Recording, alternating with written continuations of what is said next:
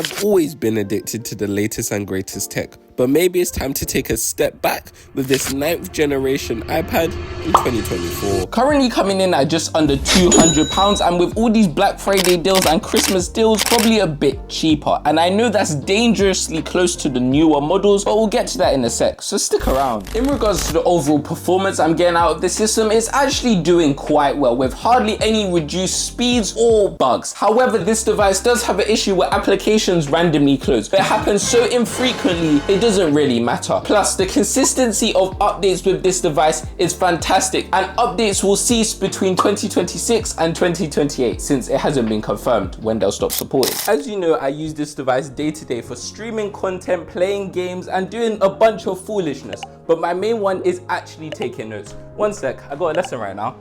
3 hours later. I can't lie, that was so long. I legitimately need a coffee right now. That's hot, bruv. Although I use this device day to day to do all of these tasks over here, the battery remains very strong, giving me an average of 6 to 7 hours, which is pretty fair considering the battery life should have degraded, but it hasn't. And this is very surprising considering the sheer brightness and quality of this device, and considering it's not a 120Hz ProMotion display, it's still perfect for the everyday user. But everything isn't sunshine and roses, and it does visibly have an older design.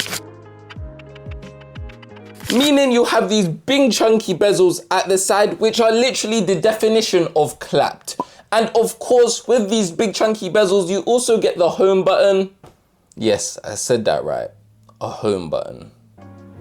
But of course you also have a lightning port as well, since it is an older design, and I don't really mind this considering most of my devices still charge with lightning.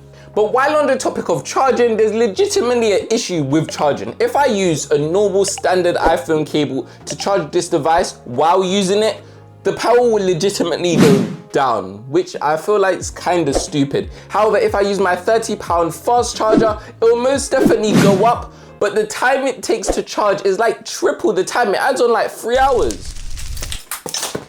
Luckily, there is support for the Apple Pencil, which is fantastic. However, it's only the Gen 1, meaning the way you charge it is like an Apple Isolate, which low-key looks crazy and no one really likes it. And that also means no charging your Apple Pencil and iPad at the same time, unless you want to use that crazy slow charger that doubles the time. And because of these reasons, I really and truly say just go for the newer model, because there's a boatload of features that have become outdated because of the newer device that's come out, and because the price is just a little bit more, it just seems like the option that makes the most sense in my own personal opinion. But hear me out. If the deal is absolutely golden, and I'm talking about golden, like you found it on Facebook Marketplace for £140 or lower, 100% get it. It's still a fantastic tablet which does have updated features which have only just recently become kind of outdated. And if you can look past the old design and the thick bezels, you'll actually have a blast of a time with this iPad, because it does everything it's supposed to do, but that consumerism and that greed might really and truly push you towards the newer model. But if that's not the case and you can't find a super good deal and you end up seeing it for like 200, 210, you can get the Gen 10 iPad for about 270. So really and truly, it's better to spend the extra 50, 60 pounds